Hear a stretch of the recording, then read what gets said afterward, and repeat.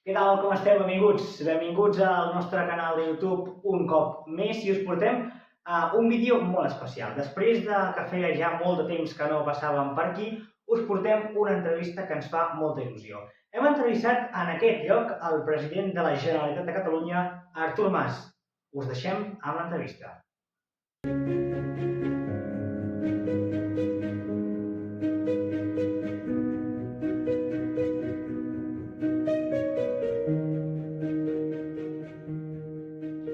President Mas, gràcies per acompanyar-nos. Gràcies a tu. Bé, volem començar a preguntar-li com està primer de tot. Com es troba? Estic bé i content de ser aquí.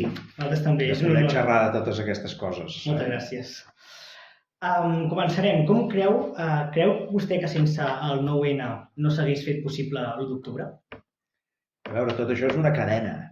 És una cadena que es va enllaçant i a partir d'aquí, doncs, tot comença seriosament a partir del 2012. Abans hi havia hagut alguns precedents, sobretot amb les consultes que s'havien fet des d'Arenys de Munt i totes les consultes populars que es van fer en molts municipis de Catalunya, però de fet d'una manera més, diguem-ne, organitzada, consistent, institucional, comença el 2012. I a partir d'aquí es formula un compromís que és molt clar, es diu, si tenim majoria en el Parlament, els sobiranistes promourem una consulta sobre el futur polític de Catalunya. Això passa efectivament el 2014. Una vegada feta aquella consulta es decideix fer unes eleccions plebiscitàries, això passa al setembre de l'any 15. Els independentistes tornen a tenir majoria absoluta en el Parlament i a partir d'aquí, tot i que el referèndum de l'1 d'octubre no estava en el full de ruta pactat en aquell moment per molts actors diferents, es decideix, ja amb la presidència de Carles Puigdemont, doncs, fer aquell referèndum que s'assembla molt en el que ja s'havia fet l'any 14. De fet, va votar més o menys la mateixa gent, 2,2 milions de persones. La independència guanya de carrer, 90 i pico % de suport, el 90%. Però la diferència entre una i l'altra és que l'Estat decideix actuar diferent. Al novembre de l'any 14 més o menys ho tolera, més o menys, en tot cas no hi ha violència física, tot va com una seda, tot funciona, no hi ha una actitud pacífica de tothom i com que ja hi havia aquell precedent i l'Estat s'havia conjurat a que no tornaria a passar mai més res de tot allò, a l'octubre embogeixen definitivament i és quan envien la policia i la Guàrdia Civil. Per tant, de fet, són una cadena entrellaçada. En teoria, el referèndum de l'octubre no s'hauria d'haver fet, perquè tot vull dir que no estava en el full de ruta, però finalment es fa, i la gran diferència entre un i l'altre és l'actuació de l'Estat. Llavors, després del seu període com a president, diguem, vostè fa un pas al costat i cedeix la presidència al president Carles Puigdemont. Per què decideix donar la presidència al senyor Puigdemont i si a hores d'ara ho tornaria a posar un altre cop? A veure, jo no decideixo allò. Hi havia més d'un candidat, jo de fet parlo amb altra gent, alguna d'aquestes persones em diuen que no estan disposats a acceptar aquell repte. Podem saber qui són aquestes persones?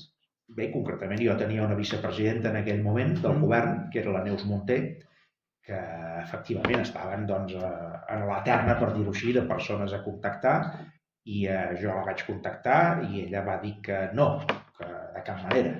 I davant d'aquella resposta que va ser molt taxativa, doncs jo vaig seguir explorant les possibilitats que hi havia i una d'elles que era molt consistent era la de l'alcalde Carles Puigdemont, en aquell moment era alcalde de Girona, i en Carles Puigdemont en aquell moment em va dir que sí i m'ho va dir ràpidament. També és veritat que em va posar la condició que només hi volia estar 18 mesos i que després volia tornar a Girona.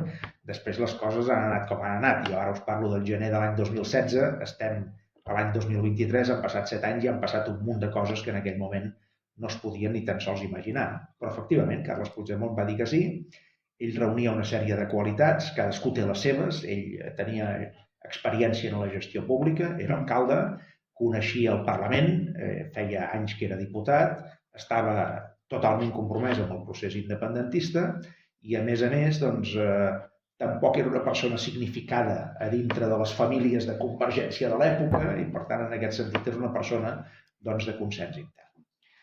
Molt bé.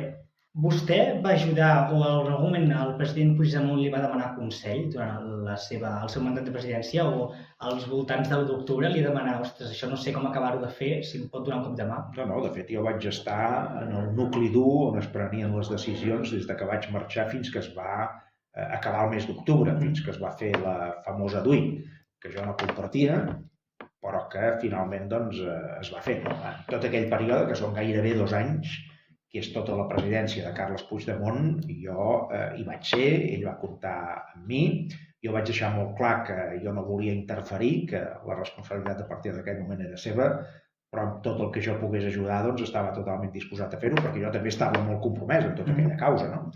I de fet, si havia decidit marxar era per l'actitud de la CUP, que no feia possible que jo pogués continuar. A partir d'allà, doncs, que no pogués continuar si no convocava unes noves eleccions. I jo no volia convocar eleccions, la gent ja havia parlat i el que volia és que el projecte sobiranista doncs, anés endavant. A partir d'aquí, per tant, jo em sento doncs, molt implicat en tot el que va passar, no vaig estar d'acord en tot, en algunes coses vaig discrepar, ho vaig dir sempre a porta tancada, crec que vaig actuar amb tota la lleialtat, i després, a partir del novembre del 17, que és quan els líders ja ingressen col·lectivament a la presó o marxen fora del país, concretament a l'exili, doncs jo a partir d'allà em vaig desconnectant i des d'aleshores jo he estat en una posició bastant allunyada de tot plegat. Per tant, hem de separar els períodes. Durant els primers 2 anys molt implicat, a partir de novembre del 17 cada vegada més deslligat. Fa 2 mesos vam entrevistar el conseller Rull, que en aquell moment formava part del govern, i ens va dir que ell era partidari de fer la declaració d'independència, la DUI, el dia 3 d'octubre en comptes del dia 27. Si vostè s'hagués trobat en aquesta situació, l'hagués fet el dia 3, 27 o potser mai? És que jo crec que la declaració d'independència, per molt que es declarés, no resolia el problema que teníem. I el problema quin era? Que la independència de Catalunya, com es va demostrar aleshores, o te la guanyes amb una mobilització enorme en el carrer, però que ha de ser permanent amb el temps i que ha de portar a una situació doncs, de col·lapse gran en tots els sentits. No parlo de violència en absolut, parlo simplement d'una desobediència massiva. Si això no està molt ben estudiat, molt ben planificat, amb els rols molt repartits, etc., doncs no deixa de ser un desig, no? I jo crec que en aquell moment estàvem molt ben preparats per fer el referèndum, com es va demostrar. Amb això ja teníem experiència, ja veníem d'uns anys enrere. Teníem experiència en plantar cara a l'Estat, teníem experiència en posar les urnes, en organitzar-nos bé, en quedar bé, en que molta gent anés a votar, tot això sí. Però el que no estava ben, diguem-ne, travat era un pla de desobediència civil a mig llarg termini que desemboqués en una possible independència de Catalunya. Això no ho estava igualment de preparat. Jo crec que el tema no era el 3 d'octubre o el 27. Probablement el 3 d'octubre hauria tingut més efecte i hauríem ocupat millor l'espai. No dic que no, hi van passar moltes setmanes i ja es van desendreçar moltes coses. Però de tota manera jo crec que la gent no era conscient dels costos que significava quedar-se al carrer durant el temps que calgués per aconseguir una possible independència de Catalunya. I, de fet, no se'ls havien explicat aquests costos a la gent. No se'ls havien explicat. S'havia parlat de la revolució dels somriures, s'havia parlat de les manifestacions, de que se'ns faria cas, de que havíem d'aconseguir majories molt grans, etc., però mai es va comunicar a la gent que hi hauria, doncs, com a mínim, suor i llàgrimes. Vostè va tenir accés a l'organització del referèndum a l'octubre? Sí. El tema de si vostè sabia en cada moment on eren les urnes, sabia vostè que arribarien les urnes? Nosaltres directament no, perquè el que vam preferir, els que estàvem en el nucli de les reflexions i de les decisions, vam preferir no saber-ho. Ho sabia alguna gent, els que ho havien de saber, però aquesta informació quan menys es comparteix millor, perquè quan menys comparteixes aquest tipus d'informació, menys fugues d'informació hi ha i per tant corres menys riscos. Per tant sabíem que estava passant el que estava passant, però no coneixíem, perquè no volíem conèixer i perquè no havíem de conèixer el lloc concret on es trobava una cosa o una altra. Però hi havia gent que sí que ho coneixia, òbviament. I vostè, per tant, estava convençut de que l'endemà, el dia quan anessis a votar, hi haurien urnes i paperetes, malgrat el CNI estigués buscant-ho des de feia mesos. Sí, jo n'estava convençut i em vaig equivocar amb una apreciació, perquè jo pensava que l'Estat faria el mateix que havia fet 3 anys abans, l'any 2014. No? Vaig pensar que l'Estat, doncs, veient que no podia impedir la votació, simplement diria, mira, això no serveix per res, si voleu voteu els catalans cada 2 o 3 anys, jo no en faré ni cas, tot el que feu serà una gran festa major i si us voleu divertir fent festes majors, vosaltres mateixos. Jo em vaig pensar que l'Estat, que crec que hauria d'haver fet això si hagués actuat de manera intel·ligent, hauria pogut fer això. Però allà l'orgull ferit de l'estat espanyol del que havia passat uns anys enrere, concretament amb el 9-N, l'orgull ferit, la conjura que havien fet de que mai més es repetiria una situació com aquella i l'excitació del moment van portar a el que crec que va ser un error monumental, no? Que va ser convertir un acte de reivindicació política, una votació finalment, un referèndum, amb un rifirrafe de cops i de violència que l'únic que van aconseguir és que molta gent a Catalunya fes pinya en contra de l'Estat i que aquelles imatges donessin la volta al món amb el descrèdit que això va significar per la democràcia espanyola. Com veu vostè després que es votés, sortís el sí destacablement, que Puigdemont suspengués la DUI i després el tractés com a traïdor? No sé si pot fer alguna valoració d'això.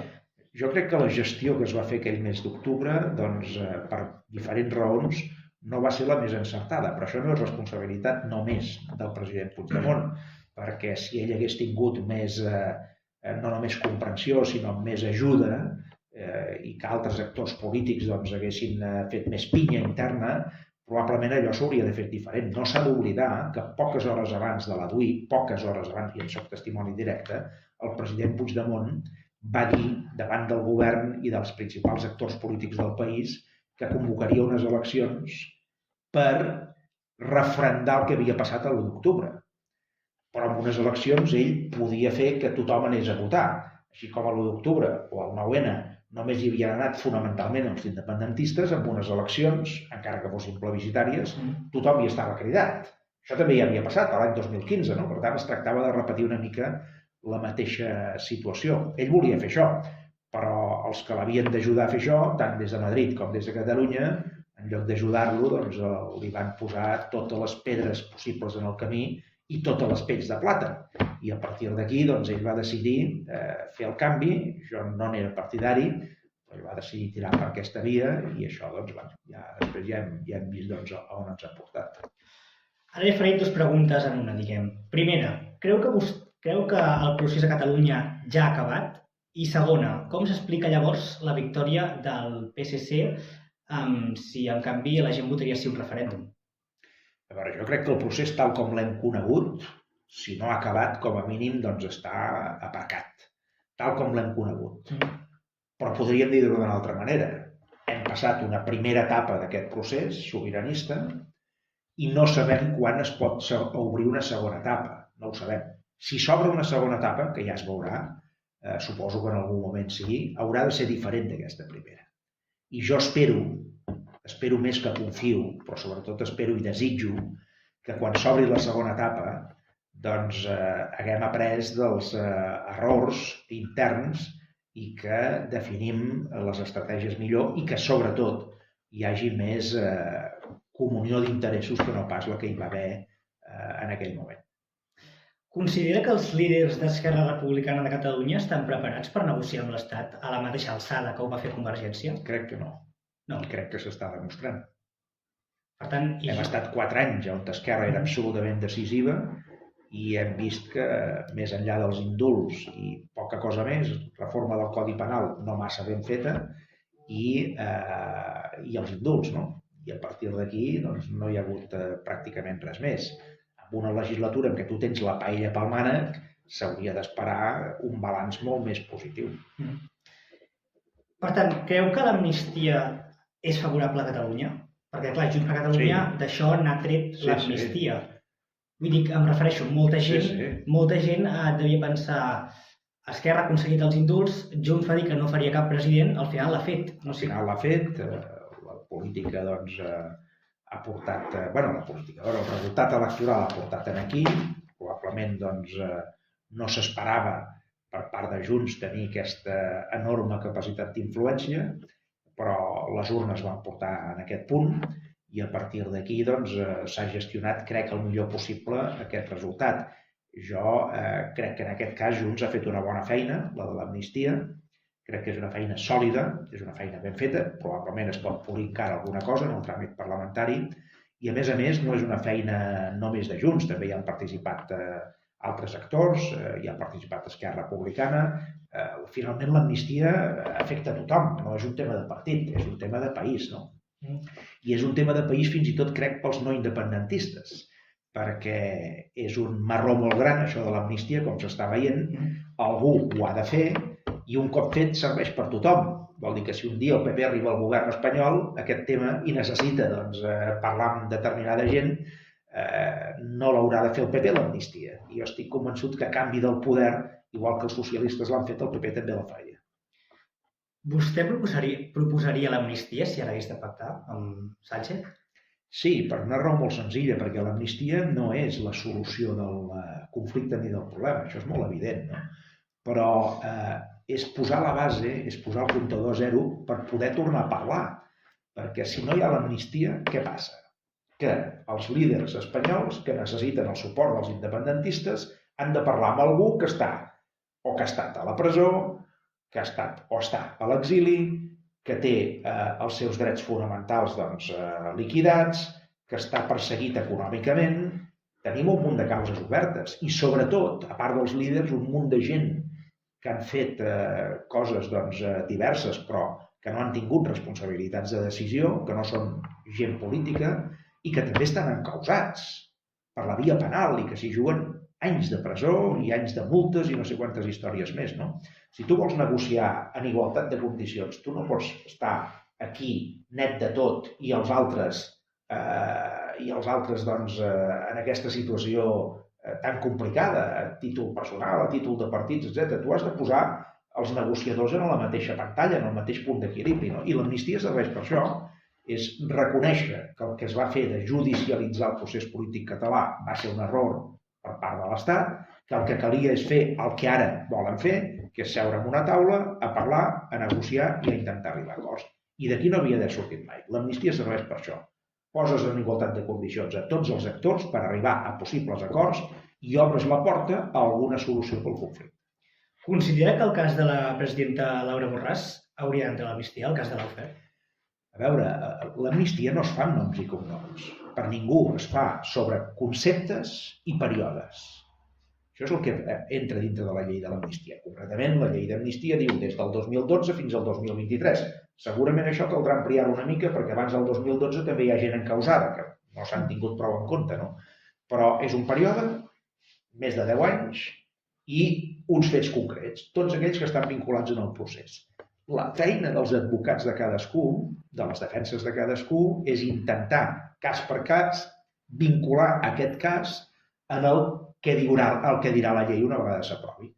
I aquí doncs no hi ha res escrit, no hi ha el nom de Laura Borràs o jo què sé, el president Pujol o el que sigui, no hi són. Ara, els advocats que defensen en aquestes persones que poden considerar que s'han trobat en casos de lawfare, d'utilització partidista del sistema judicial, poden defensar aquest criteri i intentar-se acollir en l'àmbit de l'amnistia. Però això no ho resol la llei. Això ho resol l'habilitat dels que intervinguin amb això a l'empara del que digui la llei. I ara que vostè feia referència al president Pujol, creu que la història serà capaç de restituir totalment l'honorabilitat del president Pujol? Jo crec que sí, és a dir, no sé si al 100%, perquè ell mateix va fer una confessió que el desacreditava des d'aquest punt de vista, diguem-ne, de la honorabilitat, no? Però que sí que estic convençut, i ja està passant de fet, és que hi ha una restitució de la seva figura creixent. I jo crec que això acabarà sent, si no exactament igual que abans de la seva confessió, doncs s'hi assemblarà bastant, perquè hi haurà molta gent que, vist el que hem vist, haurà arribat a la conclusió que, tot i que ell es va equivocar en algunes coses, i ell mateix ho ha explicat i ho ha confessat, primer, el balanç de la seva presidència i de la seva gestió té molts més actius que no pas passius, i dos, que en definitiva el que li va passar amb ell i que segurament el va aconsellar a posar-se al davant de tot plegat, a dintre de la seva família, era un cas de llibre d'ús de la policia patriòtica, ús de mecanismes de l'Estat de manera il·legal per obtenir informació per vies que no tenen res a veure amb l'estat de dret. Creu que si tots els polítics tinguessin una relació de respecte i comunicació com la que va tenir vostè amb el senyor David Fernández, les coses anirien millor? O és una actitud que resta més vots dels que suma als respectius partits? Jo no sé si resta vots o en suma, no ho sé. El que sí que crec és que cohesiona més a la societat i als moviments polítics això que no pas la picabaralla diària. Quan en David Fernández i jo vam fer aquella abraçada simbòlica, que per cert va ser totalment improvisada, no estava gens planificada, doncs era la imatge viva de dues persones que pensen molt diferent i que tenen models de país molt diferents, ideologies molt diferents, però que en un tema clau que ens afecta a molts són capaços d'entendre.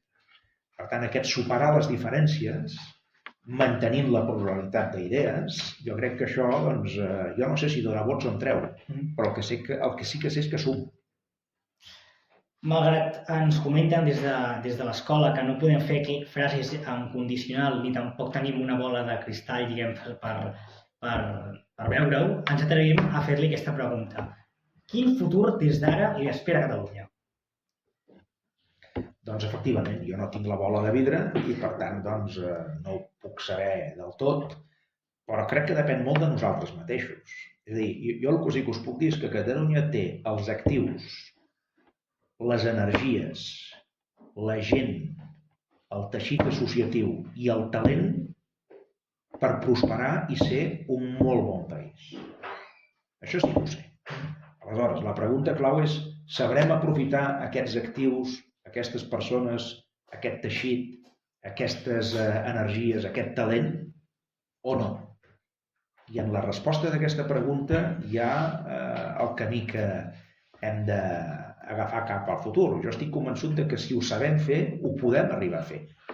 No ho podem fer tot, evidentment, i sempre hi ha límits en tot, no? Però podem ser un dels millors països d'Europa i del món. A la nostra escala, a la nostra dimensió, però ho podem ser. Podem fer un país doncs, molt notable, amb moltes coses fins i tot excel·lent. Ara necessitem eines, que no tenim del tot, necessitem recursos, que no tenim en gran part, però també necessitem idees clares i cohesió interna per tirar endavant, consensos grans a dintre de Catalunya per poder tirar endavant el país, governi qui governi en cada moment. Com valora la reacció dels poders a la Unió Europea davant la situació catalana? Doncs s'hi posen de costat, s'hi posen de perfil. No et donen cap... no et fan cap carícia, en general, no et fan petons, no t'abracen, quan tu defenses doncs, la creació d'un estat a Catalunya, però quan tu defenses el dret a votar, el teu futur polític, i els expliques doncs, què significa Catalunya des d'un punt de vista històric, què signifiquen les seves institucions, què significa la seva cultura i la seva llengua i la seva identitat, quina és la voluntat actual dels catalans, que majoritàriament volen votar per decidir el futur del país. Quan els expliques tot això, en lloc de posar-s'hi de front i de dir ni parlar-ne, doncs s'hi posen bastant de perfil i no et diuen que no del tot. Depèn una mica de la relació que tinguis amb ells, depèn de com plantegis les coses. Però vaja, una de les lliçons que n'hem de treure és que la Unió Europea no ens salvarà del nostre problema, que sempre tindran el recurs fàcil de dir que aquest és un tema intern, un assumpte intern de l'estat espanyol. Pensa escriure mai vostè unes memòries recollint la seva vivència personal del procés? No ho tinc clar. He escrit coses ja, he fet un llibre doncs, fa parell o 3 anys enrere, concretament l'any 2020, que se'n va dir El cap fred, cor calent, el procés en primera persona. Allà explico ja moltes de les coses que jo he viscut, però unes memòries senceres, doncs la veritat és que a hores d'ara no m'ho plantejo. No vull dir que no ho pugui fer, perquè és possible que un dia m'agafi el rampell i em posi a escriure, però no tinc un impuls en aquest sentit. Però no s'ho planteja perquè hi ha coses que no vol explicar? Bueno, no, perquè a vegades això de les memòries escrites per un mateix sempre té aquell punt diguem-ne, d'incredulitat per part de la gent, no? Perquè una cosa és que escriguin un llibre sobre el que tu has fet algú, però que tu escriguis sobre tu mateix i com veus les coses, doncs està bé perquè deixes un testimoni escrit, però no deixa de ser la teva opinió i tothom pot tenir la seva, no? Llavors això a mi em fa una mica de... no diré de pudor, però una mica de mandra sí que em fa. No? I per altra banda, en canvi, penso, home, però jo també tinc una certa obligació de deixar escrit aquesta visió meva, no? I em debato entre aquestes dues visions de la cosa i de moment no tinc pressa i per tant doncs ja es veurà. I per acabar, l'última pregunta, quina o quines preguntes li hauria agradat que li fessin i mai li han fet? Doncs amb això no hi he pensat mai. No ho he pensat mai, suposo que per una raó, perquè me n'han fet tantes. I me les ha fet tantes persones diferents, d'aquí i de fora d'aquí, que jo m'he entrenat més per respondre que no pas per preguntar-me quin tipus de preguntes m'haurien de fer. La veritat és que he arribat sempre a la conclusió de que a mi em facin les preguntes que em facin i jo sempre les intentaré respondre. President Mas, gràcies per acompanyar-nos. Gràcies a tu, i sort, i èxit. Bé, doncs fins aquí l'entrevista. Esperem que us hagi agradat molt aquesta entrevista i volem donar les gràcies un cop més al president de la Generalitat, Artur Mas, per la confiança i per poder dur a terme aquesta entrevista. Moltes gràcies, ens veiem al següent vídeo.